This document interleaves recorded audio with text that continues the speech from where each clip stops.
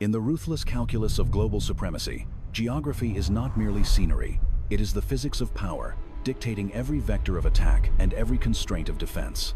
While civilians gaze at maps and see distinct nations, strategists stare at the same cartography and see only choke points, buffer zones, and the geometric certainty of kill boxes. For the United States, a nation forged in the fires of maritime expansion, the ultimate strategic prize has always been controlling the approaches to the North American continent. This singular obsession explains the operational history of why the United States has spent nearly 2 centuries fixated on acquiring the frozen, imposing fortress of Greenland. The story does not begin with modern politics, but in the chaotic aftermath of the American Civil War, orchestrated by the visionary Secretary of State, William Seward.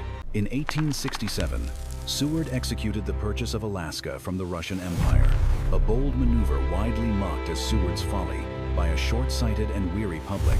But Seward was operating on a different temporal plane. He understood that purchasing Alaska was not about buying ice, but about securing a critical bridgehead to the Pacific. His strategy was simple yet aggressive: encircle the British possessions in Canada and force their eventual, inevitable integration into the expanding American sphere of influence. Immediately after securing the Alaskan territory, Seward turned his gaze eastward to the Atlantic flank, commissioning a secret report on the resource potential of Greenland. The 1868 Peirce Report, commissioned directly by the State Department, concluded that Greenland possessed vast mineral wealth and critical strategic positioning for total North Atlantic dominance. Seward offered Denmark $5.5 million in gold, understanding that controlling both Arctic flanks would effectively transform the North Atlantic into an exclusive American lake. The deal ultimately failed, not because of Danish refusal, but because the U.S. Congress, exhausted by reconstruction and debt, could not visualize the geometric logic. The ambition lay dormant until 1890, when Captain Alfred Thayer Mahan published The Influence of Sea Power Upon History, a text that permanently rewired the military mind. Mahan argued that continental powers ultimately fail. True hegemony belongs strictly to those who control the maritime choke points and the global arteries of trade. Mahan's doctrine dictated that a navy does not need to be everywhere. It only needs to control the specific narrow corridors where the enemy must pass. This revolutionary theory transformed the U.S. Navy from a coastal defense force into a blue water predator, seeking forward operating bases to project power globally. By 1910, the unyielding logic of Mahan's choke points brought Greenland back into the crosshairs of American strategic planners under the administration of President Taft. The North Atlantic is dominated by the GIUK Gap, the line running from Greenland to Iceland to the United Kingdom, the only exit for hostile fleets. Control Greenland, and you control the gate. Lose Greenland, and the entire eastern seaboard of the United States becomes vulnerable to unchecked naval interdiction. In 1917, proving their commitment to this doctrine, the United States purchased the Danish West Indies, now the Virgin Islands, to secure the Panama Canal approaches. This purchase established a critical precedent. Denmark was willing to sell pieces of its empire if the price was right and the geopolitical pressure was sufficient. But the theoretical exercises ended abruptly on the 9th of April 1940, when the German Wehrmacht launched Operation Weserübung, violently overrunning Denmark in just 6 hours.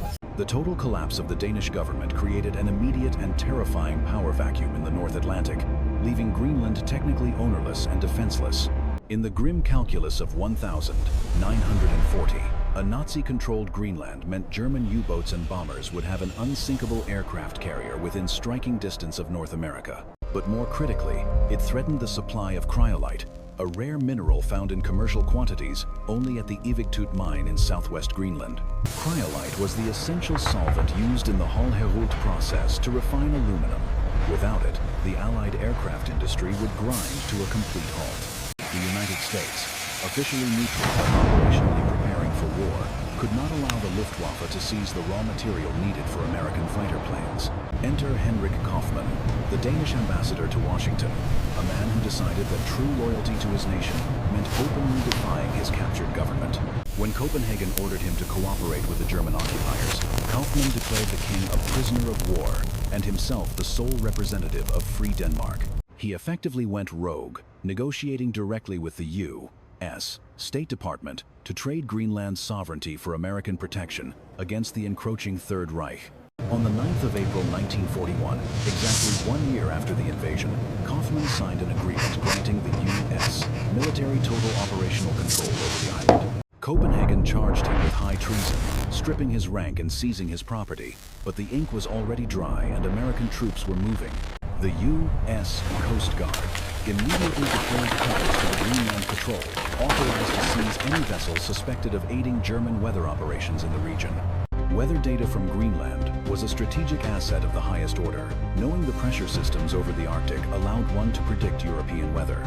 The Nazis knew this, deploying covert weather teams to the remote eastern coast of Greenland to guide their bombing campaigns against Britain's cities. This triggered the Weather War, a lethal cat-and-mouse game played on the ice where American sled patrols hunted German radio teams across the glaciers. Simultaneously, the U.S. Army Corps of Engineers began construction on the massive airfields, codenamed Bluey West 1 and Bluey West 8, to solidify their hold. These were not just defensive outposts. They were vital refueling nodes for the ferry route, allowing short-range fighters to island hop from America to Britain. By 1945, the United States had poured millions into infrastructure, turning the frozen wasteland into a highly militarized forward operating domain for the Allies. With the defeat of Germany, the Danish government expected the Americans to pack up and return the island to its pre-war status of benign neglect. They were mistaken. The United States had tasted the strategic advantage of holding the high ground of the Atlantic and had no intention of leaving. The Truman administration looked at the map and saw a new threat emerging from the east, one that made the Nazis look like a regional problem. The Soviet Union was rising, and in the polar projection of the globe, the shortest path for a Soviet bomber to reach Washington lay over Greenland. In 1946, Secretary of State James Burns made a formal offer to Denmark, $100 million in gold bullion, for the fee-simple purchase of Greenland. The offer was cold, transactional, and staggering in its scale, equivalent to over $1 billion today, reflecting the deep desperation of American strategic planners. Denmark refused to sell, citing national pride and moral obligation to the Inuit population, but they understood they could not evict the American military. The compromise was the 1951 Defense of Greenland Agreement, a status of forces treaty that gave the U.S. everything it wanted except the title deed. This legal framework allowed for the construction of Thule Air Base, a massive engineering project built in secret to house nuclear bombers. Thule was the tip of the spear, located 750 miles north of the Arctic Circle, placing American nuclear assets within rapid striking distance of Moscow. But surface bases were vulnerable to a first strike. The military needed a launch facility that could survive a nuclear Armageddon, and they looked down. The operational solution to Soviet targeting capabilities was not fortification, but concealment within the cryosphere itself. In 1959, the U.S. Army initiated massive construction on the Greenland ice sheet under the innocuous cover name Camp Century. Officially, this was a scientific research station, a city under the ice designed to test construction techniques in polar environments. The Army launched a massive public relations campaign, filming documentaries to sell the project as a triumph of human engineering over the elements. Beneath the propaganda lay a classified reality, Project Iceworm, a plan to turn the Greenland ice cap into a submerged nuclear launch pad. The strategic objective was to deploy 600 Iceman missiles modified Minutemen on a subterranean rail network spanning 2,500 miles. By keeping the missiles in constant motion beneath the surface, the United States would render Soviet targeting algorithms mathematically useless. Construction required massive Swiss-made Peter snowmobiles, effectively giant chainsaws capable of carving deep trenches into the solid firm. Engineers utilized a cut-and-cover technique, milling trenches, covering them with corrugated steel wedges, and burying them under tons of snow. To power this subterranean complex, logistics dictated that diesel generators were inefficient due to the immense fuel transport requirements. The solution was the PM-2A, the world's first portable nuclear reactor, prefabricated in the United States and assembled like a kit within the glacier. The base required a sustainable water source, leading to the invention of the Rodriguez well, using waste heat to melt a cavity deep in the ice. While the engineering was brilliant, the diplomatic framework was built on a foundation of omission and strategic ambiguity. Denmark had a strict nuclear-free policy famously enacted in 1957, prohibiting the stationing of nuclear weapons on sovereign Danish territory. The United States military bypassed this by simply not informing the Danish government that the science station was a prototype missile silo. However, the Army Corps of Engineers failed to account for a fundamental property of glaciology. Ice is a viscoelastic fluid, not a solid. The Greenland ice sheet is in a state of constant, slow-motion flow towards the coast, a geological conveyor belt of immense pressure. Within 2 years of construction, the trench walls began to deform, warping the steel arches and crushing the carefully aligned railway tracks. Surveys in 1962 revealed that the compression rates were accelerating, threatening to crush the nuclear reactor containment vessel. The military reality was undeniable. Maintaining the geometric integrity of the tunnels would require more energy and resources than the missiles were worth. Project Iceworm was quietly cancelled, and Camp Century was decommissioned in 1966. The reactor removed, but the waste left behind. The Army abandoned the site, operating under the assumption that the accumulation of snow would entomb the biological and radiological waste forever. This assumption is now being challenged by climate models, predicting that the ice sheet will eventually melt, exposing the toxic remnants of the Cold War. With the failure of the subterranean option, American strategy reverted to the skies, initiating the era of airborne alert. If the missiles could not be hidden under the ice, they would be kept in the air, immune to a surprise strike on the ground. This was Operation Chrome Dome. B-52 stratofortresses, armed with thermonuclear weapons, flying continuous 24-hour loops around the Arctic periphery. Greenland served as the pivot point for these patrols, the Thule monitor missions ensuring a bomber was always within striking range of the Soviet Union. The logic of mutually assured destruction, MAD, required a credible second strike capability. The enemy had to know that a surprise attack would trigger immediate annihilation. However, maintaining a fleet of nuclear-armed aircraft in the air 24/7 introduced a statistical inevitability of human or mechanical failure.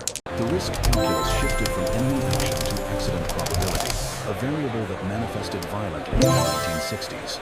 In 1961 and 1964, B-52 incidents over the continental United States resulted in near-miss nuclear detonations, termed broken arrows. The luck ran out on the 17th of January 1966 over Palomares, Spain, when a mid-air collision dropped 4 hydrogen bombs, contaminating the Spanish countryside. Despite the disaster in Spain, the strategic necessity of the Greenland patrol overruled the safety concerns, and the flights continued. 2 years later, on the 21st of January 1968, a B-52G stratofortress caught fire due to a crew heater malfunction while approaching Thule Air Base.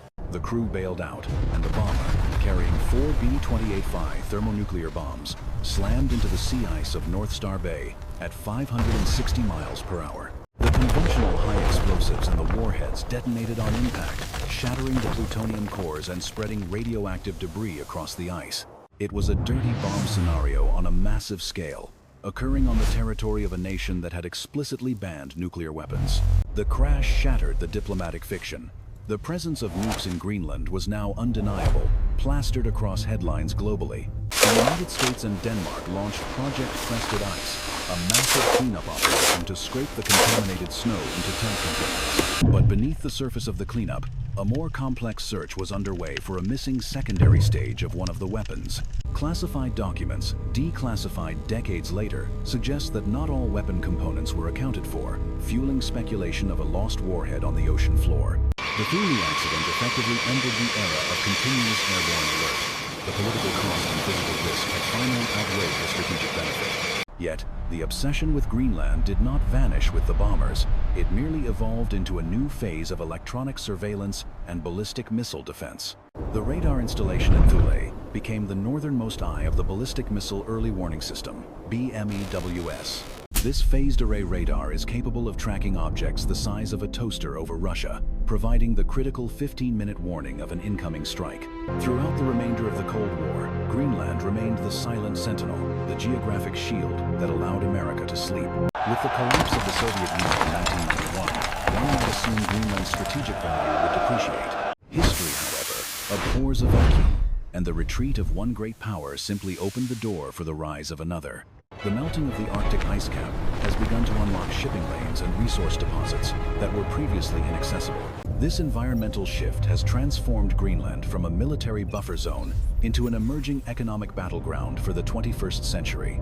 As the ice retreats, it reveals a resource map that has drawn the attention of the United States' primary systemic rival, the People's Republic of China.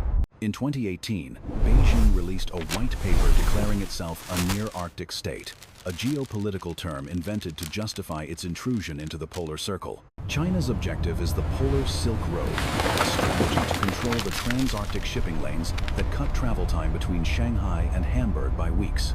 But beyond logistics, the Chinese interest is geological.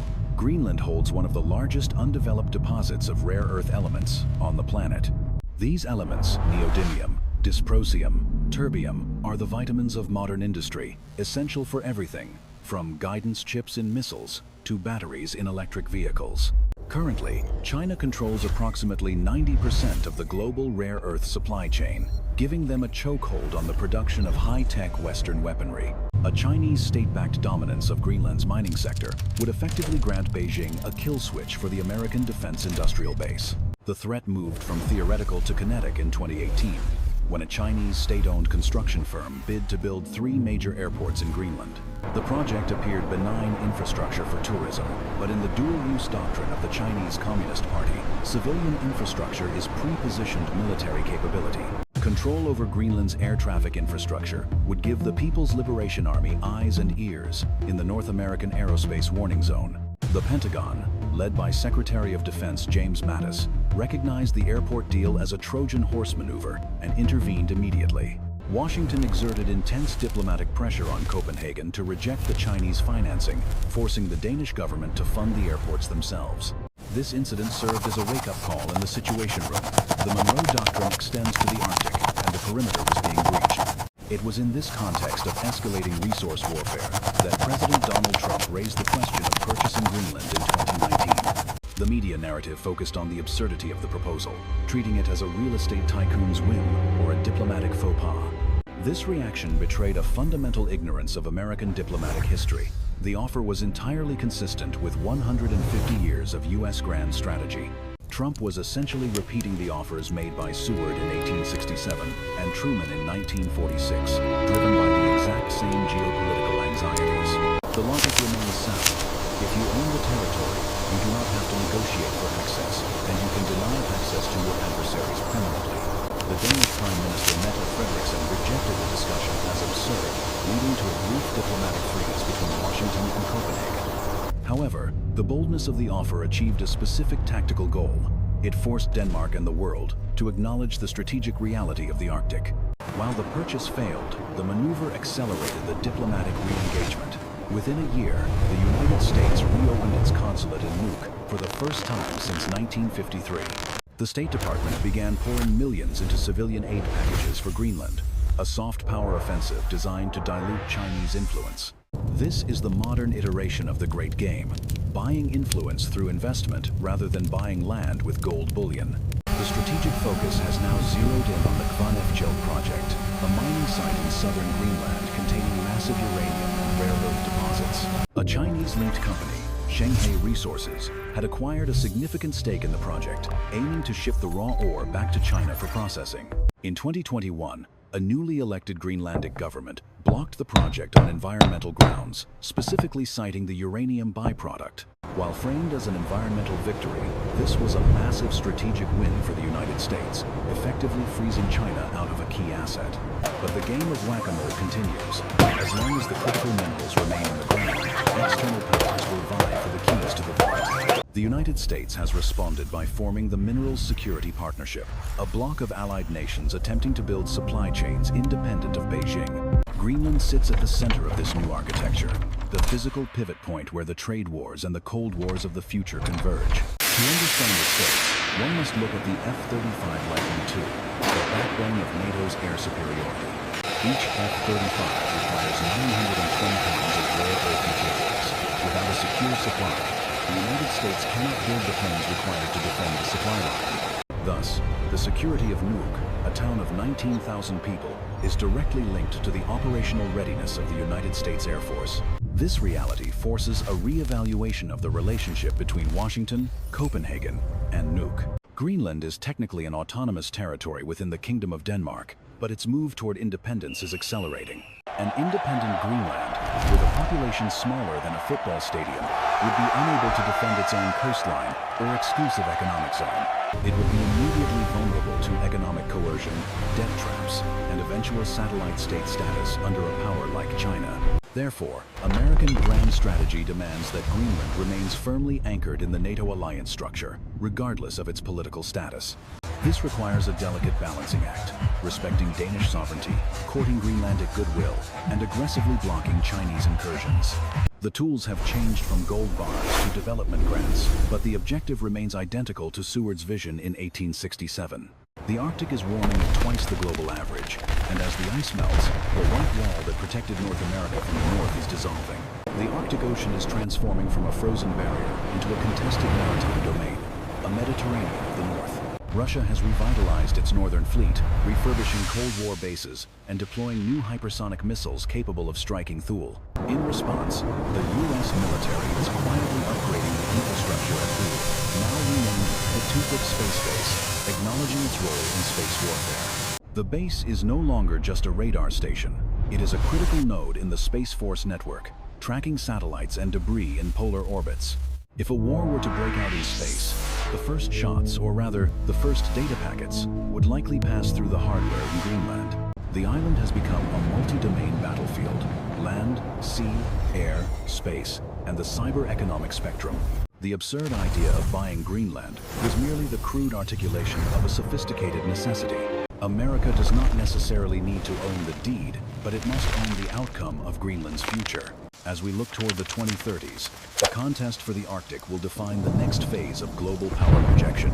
Beneath the ice, in the black waters of the Arctic Ocean, a silent game of cat and mouse has resumed with intensity not seen since 1989. The Russian Federation has reactivated the Bastion defense concept, a strategy designed to turn the Arctic into a protected sanctuary for its ballistic missile submarines.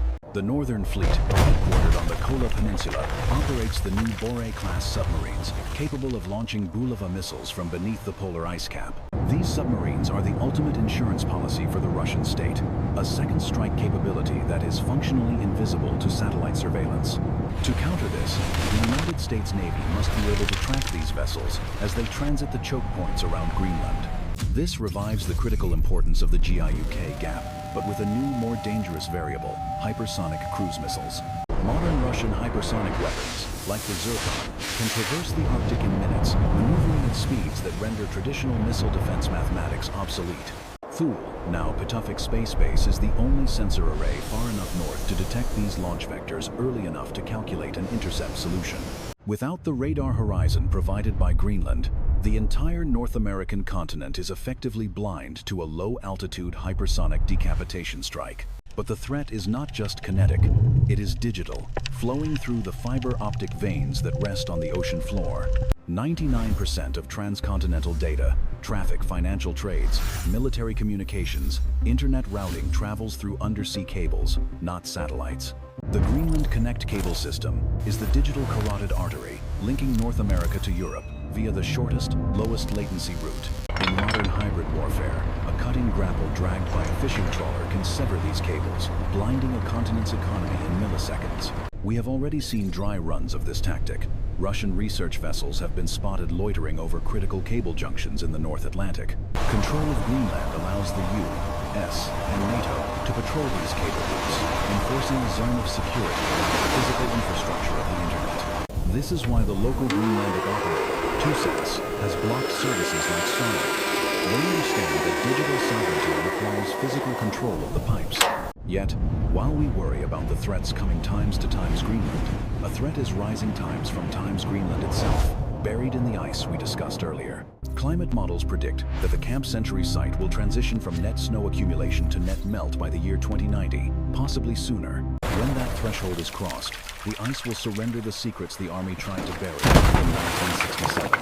We are talking about 200,000 liters of diesel fuel, massive quantities of carcinogenic PCBs, and an unknown amount of radioactive coolant water. This toxic plume is slowly migrating toward the coast, destined to poison the fishing grounds that sustain the local Inuit economy. When this environmental time bomb detonates, it will trigger a diplomatic crisis that no amount of F-35 seconds can solve. Who pays for the cleanup? The United States. Who put it there? Or Denmark, who officially owned the land but didn't know what was happening. This looming ecological We are pleased to disaster offer you provides this a perfect contract. wedge issue for We look adversaries forward like to a China fruitful exploit, collaboration. offering to pay for the cleanup The in terms exchange are for acceptable. influence. We will clean up the American mess, they will say. And all we ask for is a 99-year lease on a deep-water port.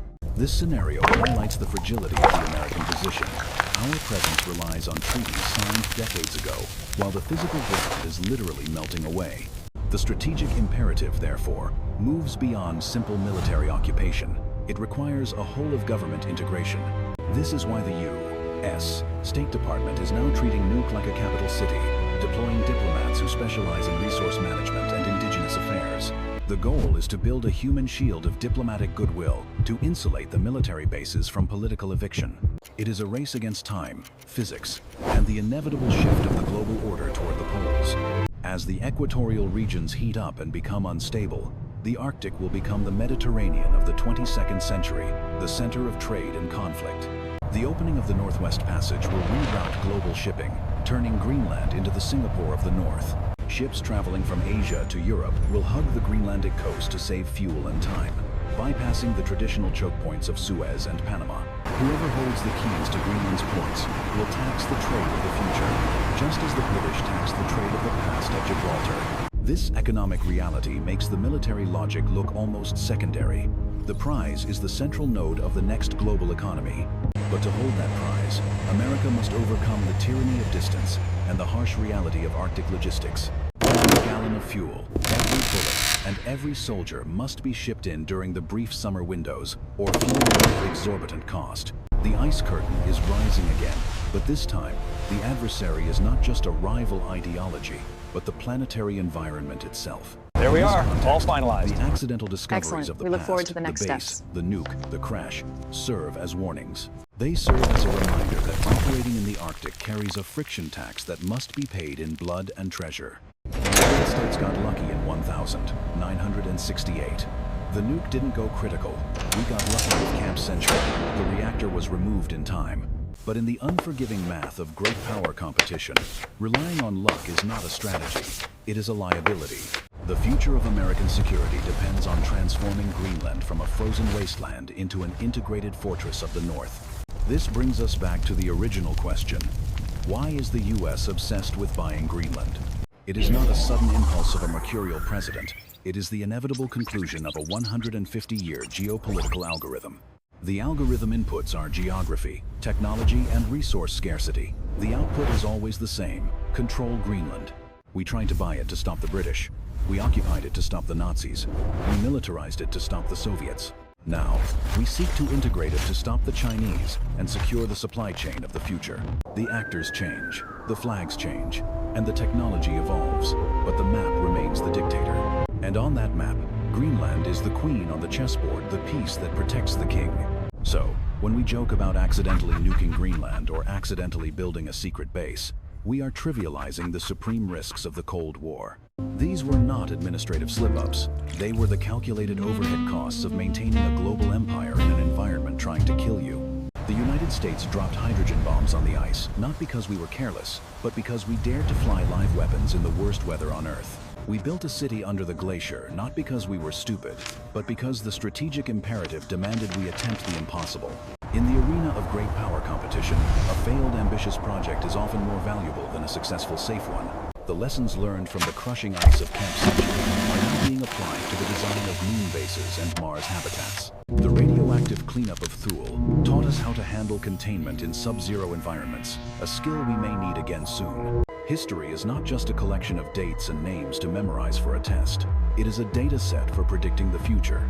If you look at the data points, 1,867, 1,910, 1,940, 1,946, 2019, the trend line is unmistakable. The United States will continue to attempt to acquire Greenland, or at least total control over it, until the end of the American era. The methods will shift from purchase offers to defense treaties, from mineral partnerships to soft power dominance. But the objective remains static, because the geography is immutable. You cannot move the island, so you must move the politics. Denmark understands this. They know they are the custodians of the most valuable real estate in NATO, and they play their hand carefully. They trade access for security, leveraging American desperation to subsidize their own defense budget. China understands this. They will continue to probe the perimeter, looking for cracks in the alliance, offering cash for access. And Russia understands this. They are arming the Arctic because they know that the final frontier of resource extraction lies north of the circle.